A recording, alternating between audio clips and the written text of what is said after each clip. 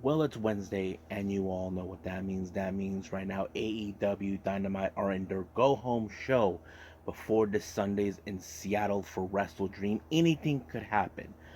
But, however, if Ray Phoenix defends his international title against none other than Jeff Jarrett, we have a couple more, like a preview matches that leads up to, of course, number one contendership for upcoming titles and various other things. And of course, we have the contract signing between Swerve Strickland and Hangman Adam Page. But first things first, we're going to review a much recent GLEAT show, G Pro Wrestling 61 uh, Max Voltage, that recently took place on the 24th, but it was just recently uploaded today on their YouTube channel. So we're going to see some interesting matches that took place on that very time. But before we end the entire episode, we're going to be updating what's been going on in the world of wrestling, such as what events the promotions are throwing out, who's booked, what matches are set, and of course, we have some, if there's departure wrestlers, any wrestlers that have been signed, any injured wrestlers, the whole enchilada. So, let's get ready for another episode of Deleted Wrestle Zone.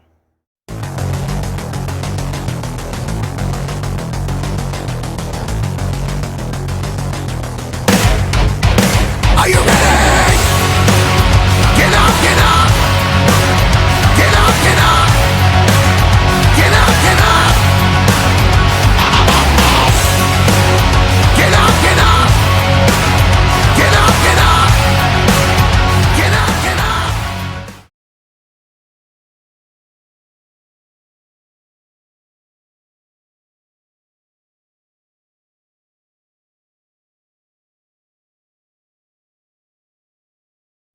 Welcome everybody to the Deleted Wrestle Zone, all things that is pro wrestling with AEW, NXT, New Japan Pro Wrestling, Impact Wrestling, the National Wrestling Alliance, various promotions, wrestlers, matches, and championships. I am your host, J-Rod here. So, if you are new to the channel, welcome. This is a channel where we review a lot of pro wrestling shows, not only here in the United States, but also in Japan, Mexico, Canada, Europe, the UK, anywhere in the world, especially in countries where wrestling is not big but is growing. We also do some DWZ discussions. We have some news updates to keep updates what's been going on in real time in pro wrestling. Also, we have the Unagi Sayaka Watch if you are fans of Unagi Sayaka, and plenty other things going on. So if you like this channel, please subscribe to us. You'll be getting a lot of daily reviews almost every day, and of course we will be throwing other videos as well. But if you like this episode, please give us a like on the like button or leave us a nice comment in the bottom. So let's get started with our very first review. Our first review is from Japanese promotion GLEAT with G Pro Wrestling version 61, continuing on with Max Voltage. This was recently on the 24th of September. However, it was uploaded on their YouTube page today. So this is very interesting to see it. By the time this video is already out, you know what I mean. So, our first match, we have the members of the Yans family, more consistent of Isuke Onizuka and Masato Kamino taking on Junji and Strongheart's T-Hawk. So this was a very interesting matchup. Now, normally you would have thought this match would have fallen in favor of the Yans family, who are practically making a name for themselves. But however, in this match, it was a Cobra twist by T-Hawk onto Onizuka to pick up the win. However, in the post-match, it appears that it's still, how to say, unresolved finished business between Masato Kamino and, of course, T-Hawk. I wouldn't be surprised if Kamino would challenge him for the G-Rex Championship in the future. But we'll see when that happens. Now, the Yoshi girls take stage. We have Yukaro Hosokawa teaming up with GTO's Tomoka Inaba. They take on the faction known as Diamond Egoist, consistent of Janai Kai and, of course, Michiko. Now, Unagi Sayaka, as you know, hasn't been seen for a while. We were regionally supposed to be in on 17, but due to the circumstances of her injury, we don't know when she'll be back. But we know she does have a hefty schedule from here on out. But however, for Hosokawa teaming up with Inaba, that's a very different thing. However, last time Tomoka Inaba and Janai Kai faced off, it was Inaba who picked up the win. But unfortunately, in this win, it was in fact Michiko who picked up the win on Osakawa. Now, as soon as the match was over, she had a little promo in the back, sending a direct message to Osakawa. I'm sure she's trying to show her how weak she has become. I mean, she was her senpai when she was still with GLEAT. But however, because she was selfish to leave her behind, Osakawa will never forgive her for that. Now, our next match, this is a very interesting one. This is a match between two former teammates, Jun Tonsho and Tetsuya Izushi. Now, if you guys don't know about these two guys, they were part of a faction known as 60 Seconds, which was disbanded during a losing team must disband, and unfortunately that team was 60 Seconds, which I felt they were gaining more ground, but however, that did not end that way. Um, Tonsho has been able to pick up a good name for himself, but Tetsuya Izushi, who seems like he's a prominent wrestler, may have been the one who many fans were hoping that would pick up the win. I mean, some people like him for his good looks, others like him because he does have the charisma. But he was able to pick up a very fantastic win when he applied a somewhat of a Kimura lock, and who knows how that rolls. But I have to say, Izushi really is one of those wrestlers. Izushi, I feel like he's one of those wrestlers you definitely could get behind. Now we got the other members of the family. Of the Yans family. We have Yusuke Kodama and Toki Owner in a three-way. They take on Yu Isuka and Yuya Suzumu, and of course we have Bulk Orchestra consisting of Saka Sakamoto and Quiet Storm. Now, in three-way matches, you know that anything could happen. You don't know what to expect. Who could most possibly pick up the win? I was like not too sure until it was Sakamoto who did some sort of a knee type, a knee standing strike onto, who was it? On Isuka to pick up the win, just like that. So, Bulk Orchestra hasn't lost his edge just yet. Next up, we have the veterans, Kaz Hayashi, Minoru Tanaka, and of course, as Kevin Kelly would say, hey, look, it's Hamna. That's right, Tomoaki Hamna has made his appearance. They take on the members of the Black Generation International, consistent of Kotaro Suzuki, Keishi Sato, and of course, Hartley Jackson. Now, in my perspective, I would have assumed that Black Generation International could have picked up the win due to the factor trying to prove why they are a dominant faction that should rule GLEAT with an iron fist. But however, the veterancy between all three competitors, consisting of Hayashi, Tanaka, and Hamna, was very unique. I mean, everybody did a Kokeshi, and that was really fun. But however, it was of course Hayashi who picked up the win on Sato. To be honest with you, I feel Keishi Sato is the weakest link in Black Generation International, despite the fact that he was recruited. I mean, I don't know why they still keep him around, but he should be kicked out for all the losing that they have. So, we'll see where that goes. Now, out of nowhere, we had a very interesting, surprising appearance from none other than Shima, who we haven't seen for quite some time. I know recently he has been doing some administration work, done some commentary with some of the much bigger GLEAT shows, but I don't know what he said, but it's great to see him.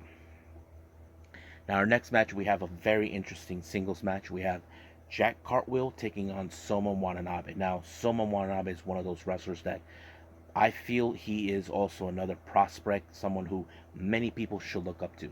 And I was so impressed by this match, and not to mention Soma Watanabe continues to impress me.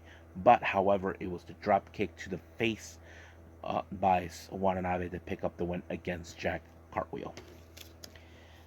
Now, our main event is a very interesting tag match. We have El Lindaman teaming up with Hayato Tamura. Now, keep in mind, El Lindaman is a member of Strongheart, while Hayato Tamura is in fact a member of Bulk Orchestra. They faces against members from Bulk Orchestra, more consistently Chek Shimatani and Ruchi Kawakami. I thought it was very interesting how this, but it was a good match. I have to say, Tamura and El Lindaman seem like they can work together, despite the fact that they're both from two different factions. But that did not stop. But it was, of course, Tamura with a jackhammer onto Chek Shimatani to pick up the win. I have to say, very impressive. Now, do we expect that these two could team up? I mean, it is a possibility. but I wouldn't hold my breath unless that's something that Tamara and El Lindaman want, despite the fact that they're both from two different units.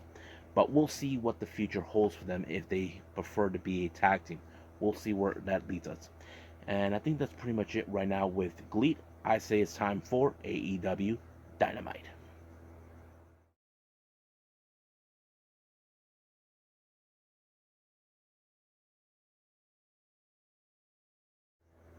Okay, AEW Dynamite. This is the go home show before this Sunday for WrestlDream in Seattle. It opened up with the AEW International Championship. Rey Fenix makes his first title defense against Jeff Jarrett. But of course, the dickwads, I'm consistent of Jay Lethal, Sanjay Dutt, Satnam Singh, and Karen Jarrett decided to show up. Of course, they were going to interfere in this match every step of the way. But I think the best moment is, of course, when Karen Jarrett tried to get involved. Aubrey Edwards, who had dealt with her in the past, shoved her down, and I think everybody. But the fact is this: if she continue, if Karen Jarrett continue with her shenanigans, she could automatically force herself out of the ringside. That's something they cannot have. They're trying to determine that these titles aren't meant to be. And I know that they had their dealings with Aubrey Edwards in the past, but they don't want to piss her off even further. But unfortunately, it was an inside cradle by Rey Fenix to pick up the win, and this was a huge disappointing loss to Jeff Jarrett. Now, you may have heard what happened in All Out. Adam Cole injured himself when he was coming out to help support his best friend, his BFF MJF, so he might have injured. So there was a very interesting segment where, of course, Adam Cole was in fact in a dock. MJF was waiting for him, telling him that they're going on a boat, and he tells him that whose boat is this, and he tells him it's from his dad. He tells him, hey, don't worry, that schmuck won't know that I took it. He's like, what the? But they seem like they have a good fun. However, they had Captain Insano being there, so I thought it was a very touching moment. But however, we do see another segment. It appears that Don Callis and Takeshita were in Tokyo on a hunt for Kota Ibushi. Now, it was no secret that Takeshita was in Japan recently during a DDT event, taking on his old pal Mao. So we'll see what happens until then. But speaking of Don Callis, he and along with the family were out there sending their message. However, they did track down Kota Ibushi and attack them in his dojo to ensure that he does not make it all the way to WrestlDream. But I wouldn't count it. But however, Sammy Guevara gave his real statement that he felt that Jericho did not want him to pass the torch. But they confident to believe that they will walk out with the win in WrestlDream. But we'll see what happens until then. Now, Ricky Starks once again with his shenanigans attitude, claiming that he wasn't tapped out. However, Wheeler Yuta was trying to show his admiration, showing him that he knows the kind of beating he went through. But he tells him, I've been beaten up by the BCC plenty of times. That I complained? No, I got up. So he's trying to show him, you have admiration, Ricky Starks, but you complain too much like a little girl. So it was later officially that they're going to meet each other at WrestlDream one-on-one. So this is a matter of who is right. Now, our next match is a bit of a number one contenders for the AEW International title. We have Nick Wayne versus Brian Cage versus Claudio Castagnoli. Now, the X factor of this is you have Claudio and Brian Cage, two of the biggest individuals in the ring. However, you got a guy like Nick Jackson, who is a bit of a very athletic individual. You probably would think he may not have, but however, he's determined to win this match regardless. But the one thing that was interesting is, I put this in that Claudio applied the Ricola bomb onto Brian Cage, but however, it was Nick Jackson who picked up the win by pinning Brian Cage as soon as that happened. But however, there's something else. It appears that Nick Jackson and Rey Fenix has some long-standing history between those two. So we'll see where that leads us. Now, once again, the Righteous, as you know, the number one contenders for the ROH World Tag Team titles, send a very cryptic message to Better Than You, baby, for Adam Cole and MJF. So we don't know what's the significance. They believe their friendship is based on a false sensibility of reaction. But however, Better Than You Baby actually made a very interesting promo. Adam Cole informed him due to the issue what happened at All Out, he will be out for some time. So Adam Cole was determining to relinquish the titles, but MJF decided not to. But however, he felt guilty for what happened. He said that, look, you come into my side to support me. That was kind on me, so I'll eat it. So he decided, I'm gonna put myself in a handicap match to defend these belts. So I'm not sure if that's a smart move, but MJF is determined to prove why they are better than you, and they know it. Of course, once again, Roderick Strong, along with the Kingdom, with their little shenanigans, showed up. But MJF told him that he needs to resolve this issue as soon as possible, because right now they have some more pressing matters to matter. However, now while that was put to the side out of nowhere, Jay White, the leader of the Bullet Club Gold, decided to make an appearance, who is determining the saying that he is the guy who is in fact going to dethrone MJF. But however, MJF gave his honest opinion, saying that people try to compare him to Jay White. However, MJF is not. He tells people that he's nothing compared than those two, than that. So it kind of goes in that direction. But however, um, Jay White claims that he will be the one to be the real face of the AEW because of his what that he sold handedly sold out at Madison Square Garden and all this other stuff. But we'll see what happens until then. Now, there was a bit of a sit-down session between with JR along with Darby Allin and Christian Cage. Now, Christian Cage, who is determined to prove once again that a guy like Darby shouldn't be a wrestler. Not to mention, he goes out calling Nick Wayne that Nick Wayne needs a better mentor and all this other stuff. And, but of course he's saying that Darby Allin hides behind a paint face mask. So, but of course, Christian Cage will finally say once it's done. So he doesn't believe that he is the true face of the TNT title. But we'll see what happens when we get to WrestlDream. Now we've got a bit of a preview for the number one contendership for the AEW World Tag Team titles. We have Orange Cassidy versus Austin Gunn versus Penta El Cero Miedo versus Matt Jackson. I thought this match was amazing because it shows us who most likely could win the number one contender. Now keep in mind, Austin Gunn and his brother Colton have become the AEW tag. So has Penta and his brother Phoenix. But we also got Matt Jackson along with his brother Nick. But excuse me. But however, we got Hook and Orange Cassidy, the duo that hasn't won the tag titles just yet. But seeing these two team up, I have to say it's going to be great. I would like to see the reaction with Taz and his son, Taz of his son winning tag team titles with Orange Cassidy. That's going to be interesting to see. But however, it was the Orange Punch that finished off Matt Jackson to pick up the win. So, however, could this be the moment where we will see Hook and Orange Cassidy win tag team titles? We just got to wait and see. Now, coming ahead before we head to WrestleDream, Julia Hart fights off against Willow Nightingale after she missed her last Saturday. However, you know that there was going to be some stoppage from Brody King to get her distracted in order to ensure. However, it was Julia Hart who was able to divert the cannonball and then apply the moonsault. However, as soon as she won the match by submission, she decided to punish Willow Nightingale even more again. But however, Chris Statlander decided not to let this slide. But Julia Hart is 100% confident that this belt, the TBS title, will go to her. Now, the contract signing between Swerve Strickland and Hangman Adam Page has now taken a toll. Of course, Swerve, who had felt a bit of jealousy towards Hangman Page, feeling that you're the one who had all the spotlight, given the opportunities. He feels the spotlight should be his, that he should be the one.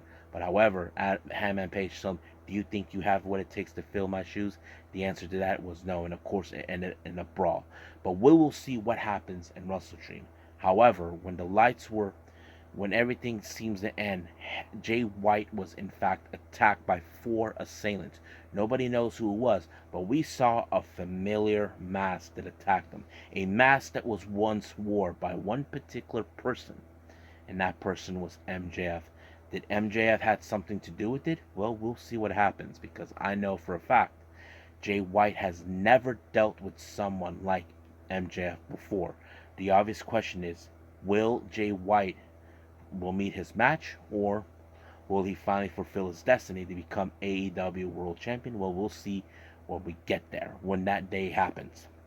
So I think that's pretty much it for AEW Dynamite. Let's move on with our last and final thing, news updates.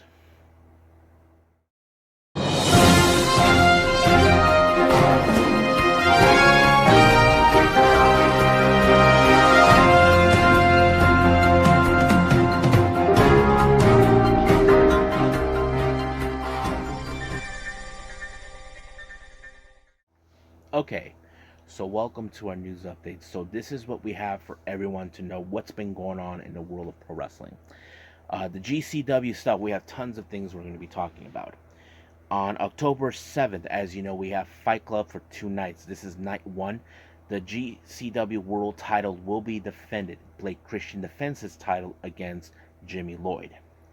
Now, while on the 10th of October, all the way in Japan for To Live and Die in Tokyo, we have 2 matches that have been announced. This is part of the Corkin Hall show, I believe.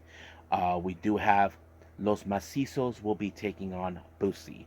And this one, I definitely will repeat this one again in the Unagi Sayaka watch on the next time. We have Masha Slamovich taking on Unagi Sayaka, who will be making her GCW debut, which I'm excited for. Now, for the Blood on the Hills 2 in LA for the 14th of October, we have, of course, a tag team match that has been announced, and that is, of course, Gringo Loco and Aries taking on Ray Phoenix and Aramis. Ray Forrest and Aramis. So that's going to be a very killer match, Lucha Libre style. I'm sure everybody, if you're fans of Lucha Libre, you're definitely going to enjoy it yourselves. Then 2 events have been announced that will be making their way. On the 3rd of November, GCW will be heading to St. Louis for Please Buddy. This will be on the 3rd of November. But the next day, on the following day, November 4th, in Atlanta, they have their new show called See or No. Now, related to these 2 shows, for Please Buddy on the 3rd of November and See or No on the 4th, it was announced that Masha Slamovich will participate in both shows. GCW will be making their return to Tampa in Florida for 2 days, starting in January of 2024. They will be on the 26th and 27th of January, so that's already been announced. Now, as you know, CMLL just recently had their latest Grand Prix show. However, they decided to have the Grand Prix of the Amazonias. Now, the Amazonias in translation means Amazons. So basically, this is a women's Grand Prix. So they're calling the women's division Amazonias, which is, of course, like what we say in Impact Wrestling, the Knockouts. So that's how it goes. So they will take place on October the 6th, the 16th, the 13th, and the 20th, and of course the final will be on the 27th. So that's going to be interesting to go. Spark Joshi Puroresu of America has announced for the Rising Heat West show on the 11th of October. Saki from Colors will be making her appearance. They take on Maika Ozaki, so that's going to be good. Now, more information has came around from Jade Cargill. She did discuss how she said that Cody Rhodes was the reason who influenced her to make the move from AEW to WWE. It would make sense. So, as you know, Jade Cargill, have you ever seen the whole thing with with Cody and his family? That would make a lot of sense. I know Jade and Brandy have been very close, so it would be it would make a lot more sense. But we'll see when her debut will happen. Now, An interesting development has taken place. We have CMLL, Major League Wrestling, and New Japan Pro Wrestling. Apparently, they're going to do a little collaboration in October, a formation of the Landmark Strategic Alliance that will commemorate on the October. Now, some of you may have a lot of questions revolving. You probably say, isn't New Japan and AEW working together? They are working together, but this is a different thing. Their New Japan is willing to work with any promotion, much like AEW does as well. But um, I'll find out more information. Now, as you know, recently, for all WWE loyalists who are bragging and you know, saying all this crap about how AEW talent are now heading to W, like trying to act like this is a good thing because they're saying that AEW suck and all this other stuff. But however, Kenny Omega had a different fact about what he said, and this is what he said, a little statement that he put in. This may be news to a lot of people, fans out there, but when a wrestler goes from one company to another, we tend to always wish them the best of luck and cheers for them while they embark on a new journey. It's embarrassing and shameful for some fans who aren't capable of the same. You know, I have to say that is fact because Kenny is right.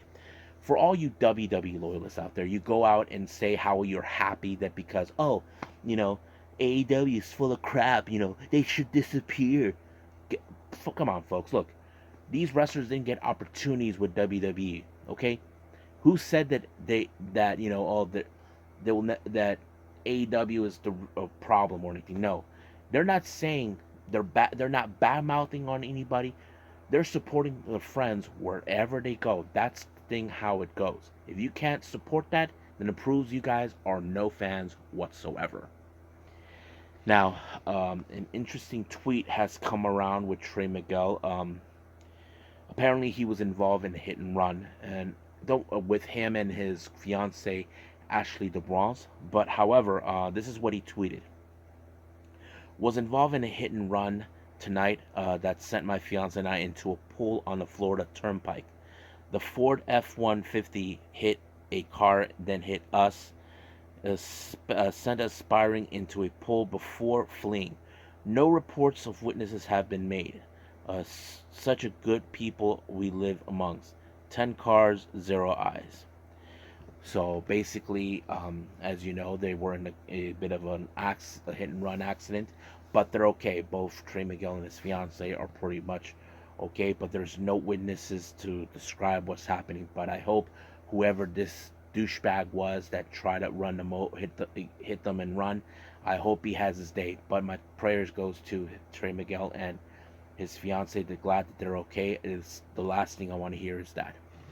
Now, our final update, something very interesting has developed. Now, if you guys remember Flip Gordon, he was a guy who showed up on Being the Elite where Matt Jackson tells him, where do you think you're going? He has been in fact, appeared on Ring of Honor. He was part of the Villain Enterprises. He's been wrestling independently. However, he posted something out on his Instagram post, and this is what he said. At this time, I'm no longer taking independent bookings. Thank you. What does that mean? Now, it doesn't seem to me from what he is saying that he's done with wrestling. It's just saying he's done with independent bookings. Does this mean that he finally gets signed with a major promotion? That is something we don't know because fans like myself and a few others, we often talk about Flip should be making his way to AEW. I know that's something that, many people have talked, but we don't know if that's the case at this point. But we'll continue to follow up more on this when it makes it more clear. So I think that's pretty much it. So let's just call it a day. Well, I hope everybody enjoys this episode. Coming up, as you know, since it's Thursday, we do have Major League Wrestling to see what's going to happen. We do have Impact Wrestling and Ring of Honor, so I'm looking forward to all of it. Stand by for the next Unagi Sayaka watch. I'm currently working on a brand new DWZ discussion. This one's going to be about Kyrie. As you know, we're getting closer and closer till the very end, so I think this is a very interesting development that we're going to be talking about. So 2 things will be coming out after the next episode. before or after the next episode. So we'll see how that turns around. So, but for now, I'll just say that I will see you guys in the next DWZ time. Same DWZ channel. I must bid all of you adieu. So, goodbye. Mwah. And have a nice day. Bang.